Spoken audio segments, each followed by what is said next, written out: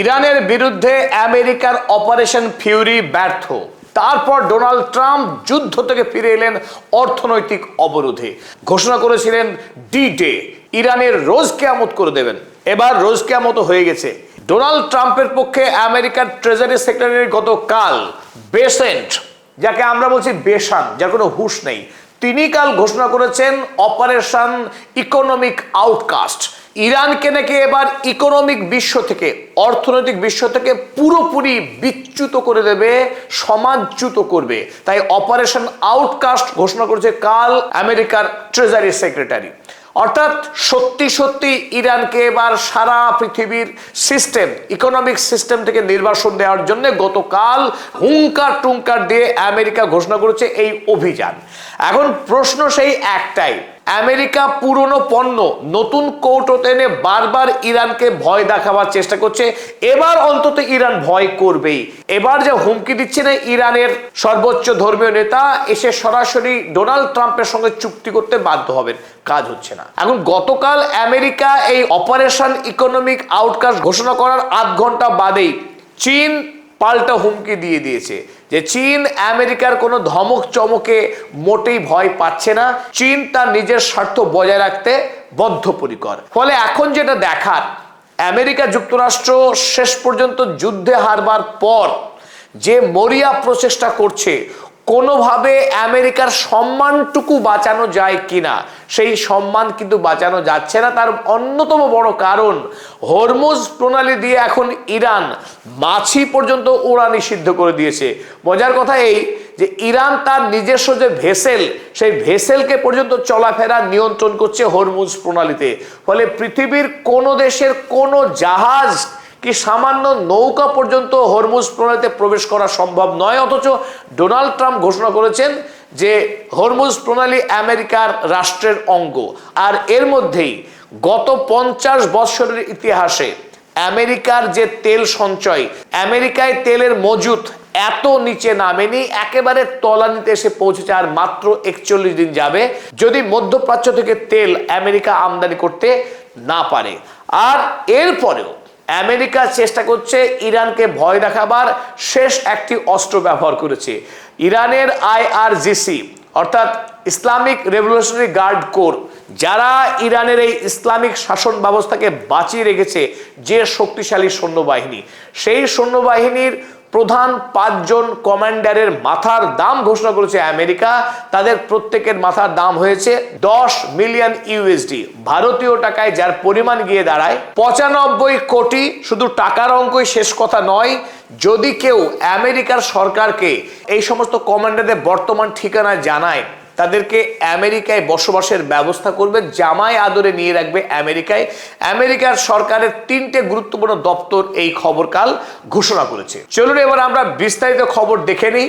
Iran এবং America, এই দুই দেশের যে বাণিজ্য যুদ্ধ চলছে, সেই বাণিজ্য যুদ্ধের বর্তমান কোন অবস্থায় গিয়ে দাঁড়ালো। শুরুতেই আপনাদের বন্ধু অধ্যাপক আব্দুল হালিম আপনাদের সকলকে স্বাগত জানাচ্ছে এই অনুষ্ঠানে। চলো এবার শুরু করি একটি গুরুত্বপূর্ণ ঘোষণা দিয়ে। অনেক সময় মনের অজান্তেও সত্য কথা বেরিয়ে পড়ে, সেটা আমেরিকার ক্ষেত্রেও তাই হচ্ছে। আমেরিকা গতকাল ঘোষণা করেছে পৃথিবীর সব রাষ্ট্রগুলোকে এবার ঠিক করতে হবে তারা কার দিকে আছে, আমেরিকার দিকে আছে না ইরানের দিকে আছে। যদি আমেরিকার দিকে না থাকে, তাহলে পৃথিবীর সব রাষ্ট্রকে সবাক শেখানো হবে। পক্ষান্তরে বরং আমেরিকা স্বীকার করেই নিয়েছে যে আমেরিকা আর ইরান এই দুটি দেশ সমকক্ষ, তারা সমানে সমানে লড়ছে। তাই পৃথিবীর অধিকাংশ রাষ্ট্রনায়কদেরকে এবার ঠিক করতে হবে তারা এখন কোন দলে যাবে। চীন, রাশিয়া, ইরান, পৃথিবীর এই যে নতুন উদীয়মান শক্তি, যারা আগামী দিনের বিশ্ব ব্যবস্থাকে নিয়ন্ত্রণ করবে, অলরেডি শুরু করে দিয়েছে নিয়ন্ত্রণ করা, এই রাষ্ট্র জোটের সঙ্গে থাকবে নাকি ওই মরণশীল প্রায় কবরে যাই অবস্থা আমেরিকা বা পশ্চিমী যে বিশ্ব ব্যবস্থা, সেই পশ্চিমী দলের সঙ্গে থাকবে, এটা ঠিক করতে হবে বর্তমানের রাষ্ট্রনায়কদের। কি বলেছেন এই বেসেন্ট, চলুন আমরা দেখে নিই। It is now time for world leaders, বিশ্ব রাষ্ট্রনেতাদের জন্য এখন সেই সময় এসে গেছে, to make the decision between America and Iran. America এবং ইরানের এই দুই রাষ্ট্রের মধ্যে একটি রাষ্ট্রকে বেছে নেওয়ার সময় এসেছে বিশ্ব রাষ্ট্রনায়কদের। এই কথাই আমরা বলছিলাম যে একদিকে আমেরিকা, একদিকে ইরান। পার্থক্য আছে এটুকুই যে ইরান লড়াই করে ন্যায়ের হয়ে, সাম্রাজ্যবাদের বিরুদ্ধে, পশ্চিমী যে লুণ্ঠন তার বিরুদ্ধে। আর আমেরিকার পক্ষ কেউ নিতেই পারে। আমেরিকা লুণ্ঠন, লুটতরাজ, অন্যায়, শোষণ, বঞ্চনার প্রতীক। এই আমেরিকার পক্ষ নেবে না ইরানের পক্ষ নেবে, সেই হুমকি দেওয়া হয়েছে কাল আমেরিকার পক্ষ থেকে। তবে আমরা নিশ্চিত আমেরিকার ভয়ে, যদিও পৃথিবীর অনেক রাষ্ট্রনায়কই আমেরিকার সঙ্গে সম্পর্ক রেখে চলেছে এখনো, কিন্তু তারা সকলে গোপনে গোপনে ইরানের সঙ্গে বন্ধুত্ব রাখতে উদ্গ্রীব। যে কোনো মূল্যে এই মুহূর্তে অধিকাংশ রাষ্ট্রনায়ক চাইছে ইরানকে খুশি করতে, কারণ ইরান এখন রাইজিং সুপার পাওয়ার এবং বর্তমানে যে বিশ্ব ব্যবস্থা চলছে সেই বিশ্ব ব্যবস্থার রাশ এখন চীন, রাশিয়া, ইরানের হাতে। চলুন এবার মূল মজার বিষয়টা দেখে দিই। আমেরিকা কোনোভাবেই ইরানকে প্রতিরোধ করতে পারছে না। তাদের লক্ষ্য ছিল একটাই, যে ইরান যাতে বিদেশে কোনোভাবে তেল বিক্রি করতে না পারে, গ্যাস বিক্রি করতে না পারে, পৃথিবীর কোনো দেশ থেকে কোনো জিনিস আমদানিও করতে না পারে, আবার ইরান থেকে কোনো পণ্য বিদেশের বাজার বিক্রি করতেও না পারে, যাকে তারা বলছে স্যাংশন, ক্রিপলিং স্যাংশন।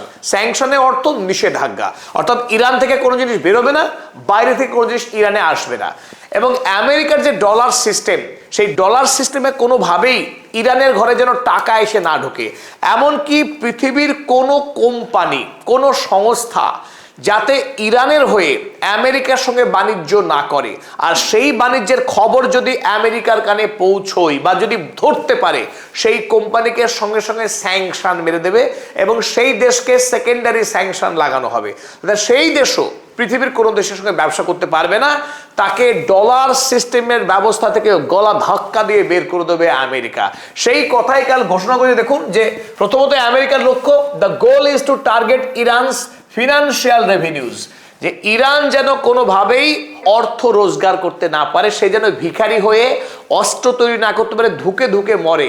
আর সেটাই হবে আমেরিকার জন্য আদর্শ, কারণ টুপ করে অমনি রাজতন্ত্র প্রতিষ্ঠা করবে, ইসলামিক যে শাসন ব্যবস্থা তাকে ছুঁড়ে ফেলে দিয়ে, আর তারপর শুরু হবে তেল লুণ্ঠন, ইরানকে ধ্বংস করার কাজ।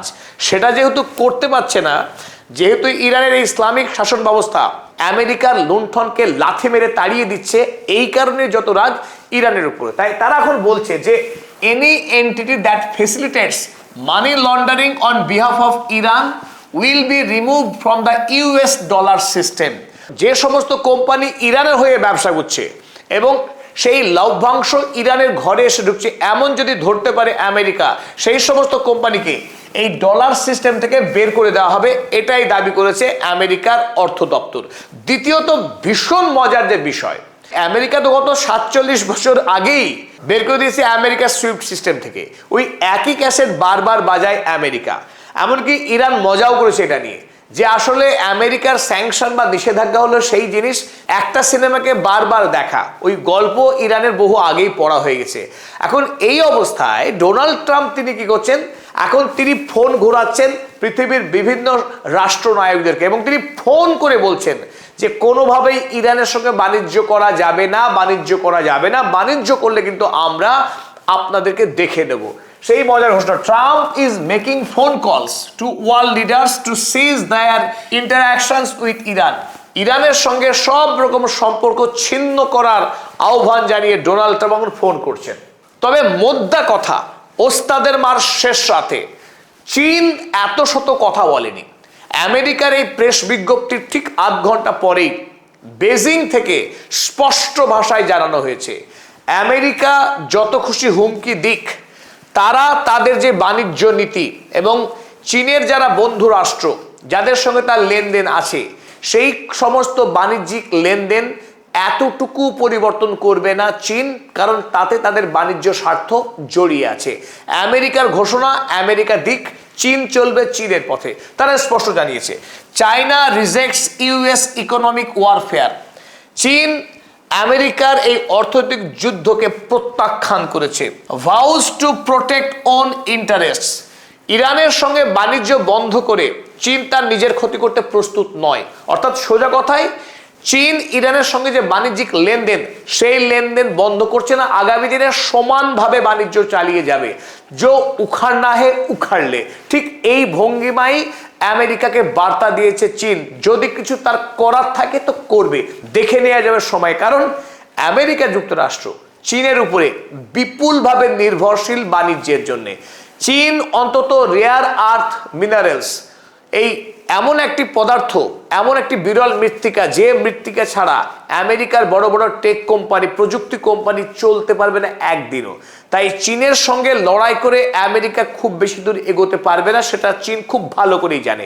এই জন্য ইরানের বিরুদ্ধে যে কড়া ব্যবস্থা ঘোষণা করেছে আমেরিকা, সেই ব্যবস্থা চীনের উপরে কার্যকর যদি করতে যায় আমেরিকা, তাতে খুব একটা লাভ হবে না। এখন প্রশ্ন হচ্ছে আমেরিকা কেন অত বেপরোয়া হচ্ছে ইরানের বিরুদ্ধে, একের পর এক ঘোষণা করছে? তার মূল কারণ যুদ্ধে ধরাশায়ী আমেরিকা। সারা পৃথিবী চিৎকার করছে আমেরিকাকে নিয়ে। আমেরিকার বেসগুলি ধ্বংস হয়ে গেছে, সেনাবাহিনী পালিয়ে গেছে। আব্রাহাম লিঙ্কন যুদ্ধ জাহাজ, সেই সেনারা জলে ডুবে মরছিল, তাদেরকে এখন কোনো ক্রমে দেশে ফিরিয়ে নিয়ে যাওয়া হচ্ছে, কারণ সেই সমস্ত সৈনিকের পরিবারে আমেরিকায় বিদ্রোহ ঘোষণা করছিল। একেবারে নাজেহাল অবস্থা। তার মধ্যে উন্মাদ ডোনাল্ড ট্রাম্প, বলদ ডোনাল্ড ট্রাম্প বলছে এই হরমুজ প্রণালী মালিক নাকি তারা হয়ে গেছে। গতকাল ইরান আরো একবার প্রমাণ দিয়েছে যে এটা আমেরিকার। দেখুন, কালকে এখানে আর একটি জাহাজ ইরানের অনুমতি না নিয়ে অবস্থান করছিল, তাকে গতকালও সেখানে আক্রমণ চালিয়েছে। এবং এই হরমুজ প্রণালী যে পূর্ণ মাত্রায় ইরানের নিয়ন্ত্রণে রয়েছে, এমনকি 13 রাত ধারাবাহিক আমেরিকা এই বিস্তৃত অঞ্চলে প্রচুর আক্রমণ করেছিল, তাতেও ইরানের নিয়ন্ত্রণ বিন্দুমাত্র কমেনি, বরং আরো বেড়েছে। তার জোরদার প্রমাণ দিয়েছে গতকাল আরো একবার ইরান। এর ফল আমেরিকার জন্য অতি ভয়ঙ্কর। কি হয়েছে? ডোনাল্ড ট্রাম্পের বাড়িতে আর তেল নেই। ডোনাল্ড ট্রাম্পের আমেরিকা যুক্তরাষ্ট্র পৃথিবীর মধ্যে সব থেকে বেশি পরিমাণ জ্বালানি ব্যবহার করে। সে দৈনন্দিন জীবনের গাড়ি ঘোড়া চালানোই হোক আর কলকারখানা চালানোই হোক, সব মিলিয়ে এই দেশ এখন তেলের সংকটে ভুগছে বিপুলভাবে। The US had just 41 days of crude oil inventory left. এটা সবচাইতে বড় খবর মেগাট্রন করেছে যে আমেরিকার কাছে আর মাত্র 41 দিনের মতো তেল অবশিষ্ট রয়েছে। আমেরিকা বিপুল পরিমাণে তেল মজুত রাখে বরাবর, এটাই তার ইতিহাস। কারণ যে কোনো সময়ে বিশ্ব রাজনীতি সমস্যা হলে তেলের আমদানিতে বিঘ্ন ঘটতে পারে।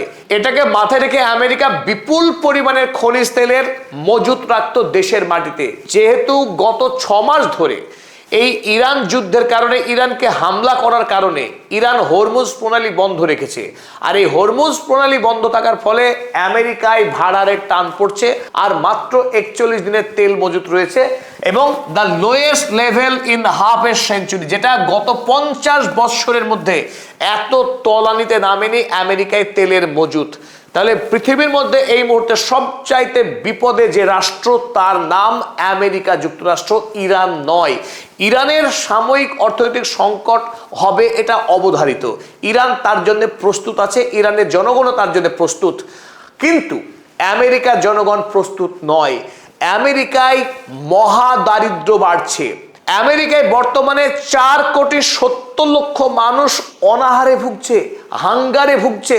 মেক আমেরিকা হাংরি এগেইন একটি মজাদার পোস্ট করেছিলেন ইরানের পার্লামেন্টের স্পিকার মোহাম্মদ বাকের গালিবাফ।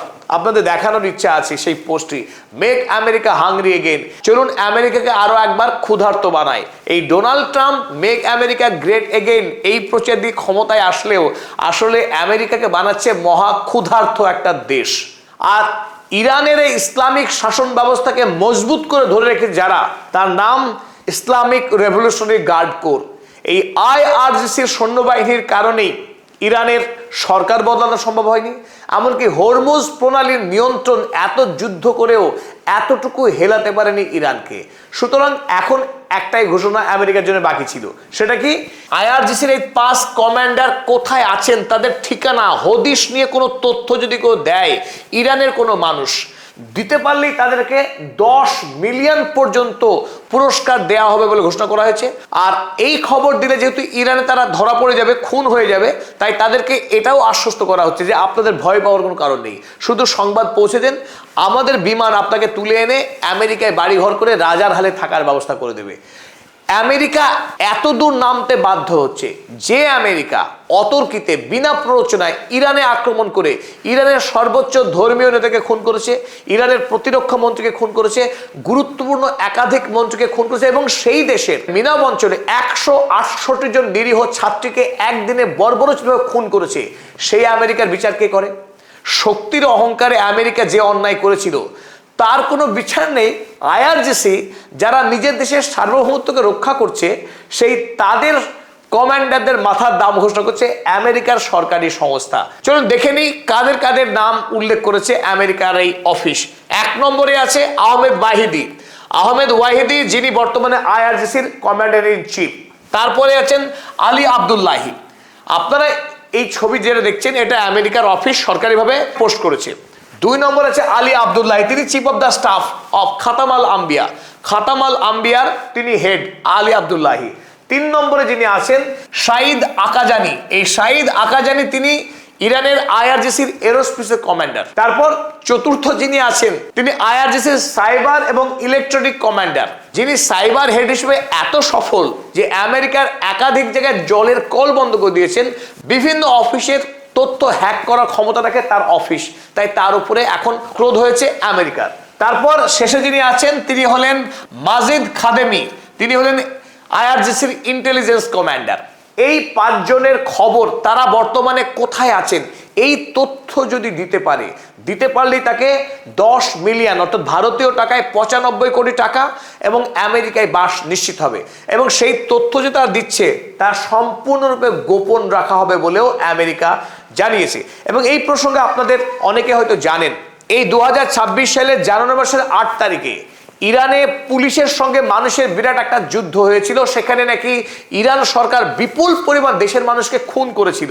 এতদিন পরে আমেরিকা সরকারিভাবে স্বীকার করেছে আসলে ইসরায়েল থেকে প্রচুর পরিমাণের অস্ত্র এবং ইরানের বেশ কিছু মানুষকে টাকা দিয়ে ইরানের পুলিশকে গুলি করে খুন করতে তারা উদ্বুদ্ধ করেছিল এবং পুরো বিষয়টা অর্গানাইজ করেছিল মোসাদ এবং আমেরিকার CIA। সেটা আমেরিকা নিজেই স্বীকার করেছে। তাই আমেরিকা এবং ইসরায়েল বরাবর ইরানের কিছু মানুষকে প্রচুর টাকার টোপ দিয়ে কেনার যে চেষ্টা করে সে কথা আমেরিকা নিজেই স্বীকার করে এসছে। তাই আরো একবার সেই প্রচেষ্টা করছে আমেরিকা যাতে করে ইরানের মানুষ তাদের এই আইআরজিসি কমান্ডার বিরুদ্ধে গিয়ে কাজ করে টাকার লোভে। কিন্তু এই প্রচেষ্টা সফল হওয়ার সম্ভাবনা খুব কম। এখন ইরানের মানুষ হাড়ে হাড়ে বুঝতে শিখেছে আমেরিকা কাকে বলে। এতক্ষণ ধরে আমাদের সঙ্গে থাকার জন্য আরো একবার কৃতজ্ঞতা। পাশাপাশি স্মরণ করে দিই আপনাদেরকে, যারা আমাদের পদাতিক চ্যানেল সাবস্ক্রাইব করেননি সাবস্ক্রাইব করবেন।